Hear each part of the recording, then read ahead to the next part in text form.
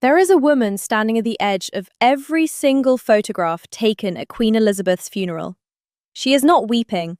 She is not performing grief for the cameras.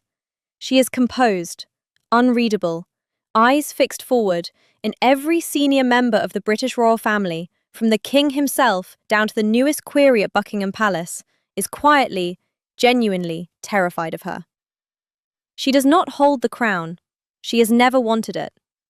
But in the spring of 2026, on the afternoon of March the 25th, she walked into the private office of King Charles III, and in a single conversation, she stopped him cold. Not with lawyers, not with a media campaign, not with a leaked story to a tabloid. With 75 years of something far more lethal than any of that. With 75 years of being absolutely, unimpeachably right. This is the story of Princess Anne. And this is the moment the institution it spent 7 decades underestimating finally discovered exactly what it had built. If this kind of forensic royal commentary is what you're looking for, the unfiltered truth behind the palace's carefully managed public image, then hit that like button right now, subscribe to this channel, and make sure your notifications are turned on. Because this story is one of 4, and the next one, Sophie's story, is the one the mainstream press still isn't talking about. Now, let us begin at the beginning. Because to understand what Princess Anne did on March the 25th, 2026, you have to understand who Princess Anne actually is. Not the version the palace press office has managed for decades, not the corgis and carriages caricature, the real woman underneath all of that. She was born in 1950, the only daughter of Queen Elizabeth II and Prince Philip. She has carried out more than 20,000 official engagements since her 18th birthday. 20,000. Let that number sit with you for a moment. In 2025 alone, at the age of 75, she completed 478 official engagements, making her the second hardest working royal in the entire family. She was a genuine Olympic-level athlete. She won gold at the 1971 European Eventing Championships and represented Great Britain at the 1976 Montreal Olympics. Not as a celebrity attendee, as a competitor, on merit. She has a 70% public approval rating, the second highest in the entire royal family, behind only William and Catherine. In an era when trust in institutions is collapsing across the Western world, 70% approval is not a polling number, it is a fortress. But here is the detail that matters most for what happens in 2026. Anne did not accumulate this record chasing recognition. She accumulated it because she genuinely, fundamentally believes that the institution's survival depends on people who actually do the work, not people who simply hold the titles. She chose not to give her own children royal titles, her son Peter Phillips, her daughter Zara Tindall. That decision cost her nothing politically, and it earned her something far more valuable: the unshakable public credibility of someone who visibly puts the institution above personal gain. For 75 years, she has watched this family reward the wrong people, protect the wrong priorities, and destroy the right ones. And she has kept a perfect, silent, mental record of every single moment of it. Now, to understand why Anne intervened in March 2026, you must understand what she watched happen to Princess Diana. And you must understand what she chose not to do about it at the time, because that choice has haunted her ever since. The palace's institutional playbook for managing people it no longer finds useful is not a secret. It is a documented, repeated, brutally efficient process. Step 1. Strip the HRH status. Step 2. Remove security protection. Step 3. Restrict access to royal events and royal spaces. Step 4. Apply quiet, persistent financial pressure. Step 5. Isolate the target from any family allies who might advocate for them. Step 6. Wait. Wait for them to either comply entirely or collapse publicly. Diana went through every single one of those stages, and Anne, Pragmatic, institutional, focused on the survival of the crown above all personal loyalties, largely stayed out of it. She kept her head down. She prioritized the institution over the individual. She told herself that was the right thing to do, and she has never fully forgiven herself for it. Fast forward to 2026, and Anne is watching the exact same playbook being deployed again. The target this time is not Diana. The target is Sophie, Duchess of Edinburgh. The jewellery audits, a forensic review of which pieces from the royal collection Sophie has in her possession, framed as administrative housekeeping, functioning as a financial squeeze. The lease reviews a quiet reassessment of Bagshot Park, the family home Edward and Sophie have occupied for years, framed as estate management, functioning as leverage. Quiet institutional pressure on Edward's children James, Earl of Wessex, and Lady Louise Windsor to adopt premature private status, stripped of their royal positions before they have had any meaningful opportunity to choose for themselves. Step by step, piece by piece, the same pattern, the same playbook, the same ending if nobody intervenes. And this time, Anne is not going to stay in her seat. But here is the piece of this story that almost everyone misses. Anne and Sophie were not always close. For years, they were simply professional colleagues, both working royals, both disciplined, both keeping their heads down and getting on with the job. Anne is famously pragmatic. She does not perform warmth she doesn't genuinely feel. She has never been known for welcoming outsiders into her inner circle easily or quickly. So what changed? What turned a professional relationship into the bond that ultimately underpins the most significant internal royal confrontation of the modern era? Prince Philip died in April 2021. In the months that followed his death, two things happened simultaneously. First, Anne and Sophie both stepped into a protective, supportive role around the aging Queen. They formed a quiet infrastructure around Elizabeth in her final year, practical, attentive, consistent. They spent more time together than they ever had before. And out of that shared responsibility, they built something genuine. Second, and this is the detail that reframes everything that comes after, Sophie had lost her own mother when she was still very young. Queen Elizabeth had become, genuinely and deeply, a surrogate mother figure to her. And Anne, as Elizabeth's only daughter, understood that bond in a way that nobody else in the family possibly could. When Elizabeth died in September 2022, the world caught one brief, unscripted glimpse of what Anne and Sophie had built between them. At the funeral proceedings, Sophie reached out and placed a quiet, gentle hand on Anne's back. One gesture. No words, no performance. Complete, total, unspoken trust. That is what was forged in the grief of 2021 and 2022. And that is what became, in 2026, the most powerful force the palace had absolutely no strategy to counter. Now, before we get to the confrontation itself, we need to address something the audience almost certainly has wrong. Because most people, if you ask them where Princess Anne's power comes from, will say, her royal title, her proximity to the king, her position as the Princess Royal. And they would be entirely mistaken. Her power comes from something far harder to acquire and far more difficult to destroy. Consider the architecture of it.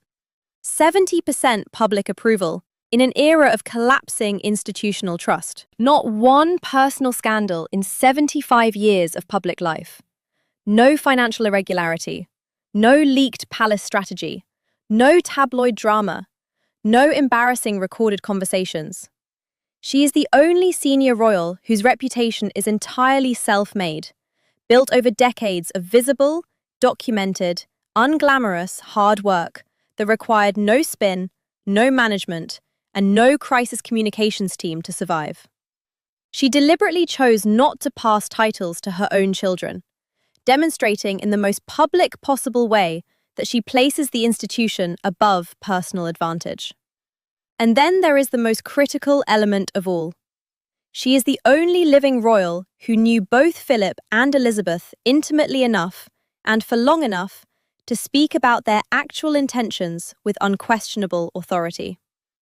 When Princess Anne says, in a private meeting with the king, "This is what our mother meant when she signed that document," there is no counter-argument available. There is no appeal.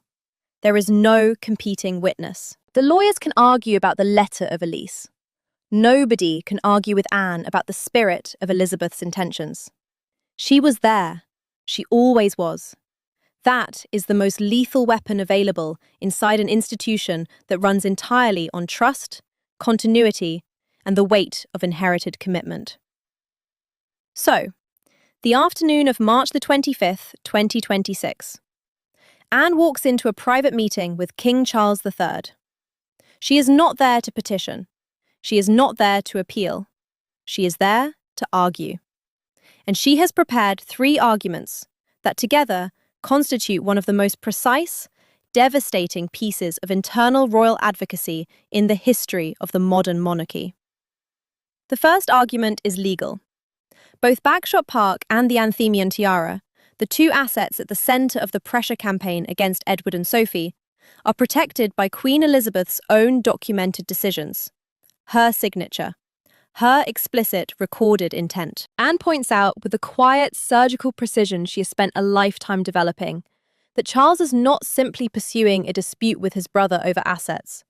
He is retroactively invalidating his own mother's documented decisions. And she takes that observation one critical step further. If Elizabeth's signature on a lease or a deed of gift can be overridden by the next monarch, if her intentions can simply be set aside when they become inconvenient, then every other commitment Elizabeth ever made is suddenly in question. Every letter of intent, every private assurance given to foreign governments, every promise made to Commonwealth nations in her name. The entire body of Elizabeth's reign retroactively destabilized by her own son. The second argument is constitutional, and this is the one that ends the meeting. Anne looks at the king and she says, "If our mother's signature on a lease or a deed of gift is not worth the paper it's written on today, then your signature will be worth even less tomorrow." Pause. Because that sentence requires a moment to land properly. A constitutional monarch holds no meaningful, hard political power. Parliament governs. Courts rule. The judiciary interprets. The sovereign's actual authority in the modern British state rests on exactly one foundation: the unbroken, historically sustained trust that when a monarch makes a commitment, in writing, in public, in private, to a foreign head of state, to a Commonwealth partner, to a prime minister, to a member of their own family, that commitment holds.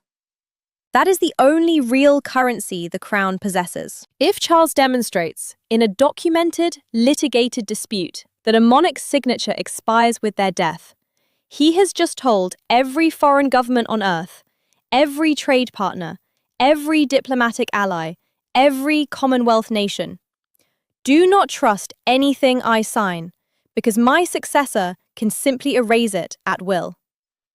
He would be destroying the credibility of the British Crown's word globally, permanently, irreversibly, in order to reclaim a lease on a country house in Surrey and a tiara from a jewellery cabinet. Anne doesn't say this to wound him. She says it because it is true, and because if she doesn't say it, nobody will. The third argument is personal, and it is the one that removes every remaining option. If the pressure on Edward and Sophie does not stop immediately, completely, and permanently, Anne will publicly oversee a full, forensic financial audit of Queen Camilla's household expenses. Anne's reputation for financial discipline and personal austerity is so total, so universally acknowledged, so completely beyond question, that everyone in that room understands with absolute clarity, this is not a negotiating position. This is not a bluff. This is a scheduled event, with a date and a format already decided, unless Charles makes a different choice in the next few minutes. She doesn't raise her voice. She doesn't need to. She simply shows him exactly how far the fall would be, and waits for him to decide whether he wants to jump. But Anne doesn't stop there. Because Anne is not thinking about one afternoon. She is thinking about the next 20 years. She extends her intervention beyond Edward and Sophie's immediate assets to cover something the public had not yet fully grasped was under threat. The children. James, Earl of Wessex. Lady Louise Windsor. She demands an immediate halt to the quiet institutional pressure being applied to force them into premature private status, stripped of their royal positions, before they have reached adulthood, with the maturity and information to make that choice meaningfully for themselves. This is the move that reveals Anne's full strategic picture. She is not simply defending her brother. She is establishing a generational firewall. Because she understands, from lived experience inside this institution, what losing your position actually means in practice. The monarchy's history is full of royals who were quietly sidelined, framed as modernization, framed as streamlining, framed as their own choice, and who never recovered their standing. Once the position is gone, it is gone. The choice of how and when Edward's children participate in royal life belongs to their parents. It does not belong to a modernization agenda being driven from the other side of the palace. Anne had drawn a line, and that line was not going to move. Now here is the self-sabotage at the center of this entire story, and it does not belong to Charles alone. It belongs to the monarchy as an institution across multiple generations. Because the institution built Anne. It built her into the most trusted, most credible, most unimpeachable royal asset in the family. Through 75 years of her own relentless, documented, unglamorous hard work. And then it made one catastrophic assumption. That because she had never caused trouble, she never would. For 75 years, the Crown placed Anne in a consistently secondary position. She was passed over in succession laws purely on the basis of gender for decades of her life. A younger brother automatically ranked above her in the line of succession simply for being male. She carried a larger official workload than virtually any male royal for decade after decade, and received a fraction of the institutional recognition, authority, or formal constitutional role that matched her actual capabilities. She deliberately kept herself out of internal power struggles. She never maneuvered for position. She never leaked. She never campaigned. And the institution interpreted that restraint as compliance, when what it actually was all along was strategic patience. Charles had spent years developing strategies for the royals who had caused him problems.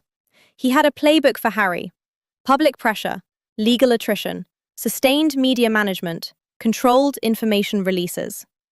He had a playbook for Andrew: financial leverage, social isolation, gradual withdrawal of public protection. He had thought through the contingencies. He had prepared for the predictable crises. He had no playbook for Anne, because Anne had never given him any reason to need one. And so when she finally chose her moment, the moment when he was already legally exposed, when the lawyers had already arrived that morning and the legal walls had already closed in, she walked through the door in the afternoon, and there was nothing left for him to reach for. No strategy, no counter-argument, no precedent, no defense. She had chosen her ground perfectly, and he had left it completely undefended. By the evening of March the 25th, 2026, the palace formally surrendered in writing. The pressure on Bagshot Park ceased. The jewellery audit was quietly shelved. The institutional manoeuvring around Edward's children stopped. In the world of royal politics, where nothing is ever formally acknowledged, where victories are never publicly claimed, where every significant shift in power is wrapped in the language of mutual understanding and quiet resolution, that written surrender was the equivalent of a complete capitulation. But what Anne's intervention produced goes far beyond one afternoon and one dispute. She established a precedent that every senior royal now understands. You can push back against the crown with institutional authority and win if your position is built on documented legitimacy and an irreproachable personal reputation. She defined a new power configuration inside the palace. A quiet alliance of Anne, Edward, Sophie, with William and Catherine's reported tacit support, now operates as a genuine, organised counterweight to the centralising agenda being driven by Charles and Camilla. That counterweight did not exist before March 2026. It exists now, and it is not going away. She changed the conversation about women in the monarchy in a way that no public campaign, no statement, no social media intervention ever could. The woman who was passed over in succession laws for being female, who was expected to carry out her engagements, keep her head down, and leave the actual decision-making to the men around her. Who the institution treated, for decade after decade, as infrastructure rather than leadership. She is now the person who walked into a room alone and stopped a king. This is not a story about a royal family squabble. This is not a story about a tiara or a lease or an inheritance dispute dressed up in palatial language.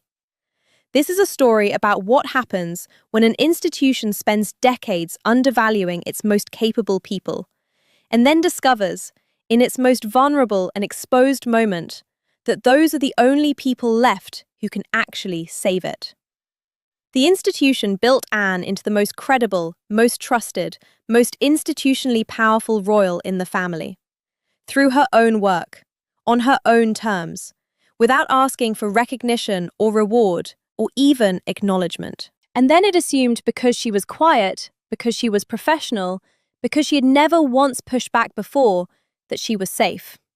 That she would always be safe. That the woman who never caused trouble would never cause trouble. That assumption was a mistake. Not a small mistake, a civilizational one. The most dangerous ally you can afford to underestimate is the one who has spent decades building credibility you cannot match, watching mistakes you keep repeating, and waiting in total silence for the single moment it actually matters to speak. Princess Anne has carried out more than 20,000 royal engagements since she was 18 years old. She gave up the right to pass royal titles to her own children because she believed it was better for the institution she has given her life to. She watched Princess Diana go through every stage of the palace's destruction playbook and carried the weight of not having stopped it, quietly, for decades. She built a bond with Sophie in the shared grief of losing the woman they both loved, and she kept that bond private and safe, and completely below the palace's radar, until the exact moment it mattered. And when she finally decided that enough was enough, she walked into a room, alone, with no legal team and no media strategy and no public campaign, and she stopped a king with one sentence. So tell me in the comments below, do you think Princess Anne is the most powerful person in the British royal family right now? Not the most famous, not the most photographed, not the most followed on social media, the most powerful, because I genuinely believe the answer is yes. And I think, if you're honest with yourself after watching this, you probably agree. The fourth piece of this story is coming next. The one about the woman who started this entire battle. The woman who lost her mother young, who married into the most scrutinized family on the planet, who quietly and methodically built herself into the most legally protected duchess in British royal history, and who very nearly lost everything to an institution that saw her as an outsider from the moment she walked through the door. Sophie's story. It is the one the mainstream press still isn't telling. Make sure you are subscribed, because you will not want to miss it.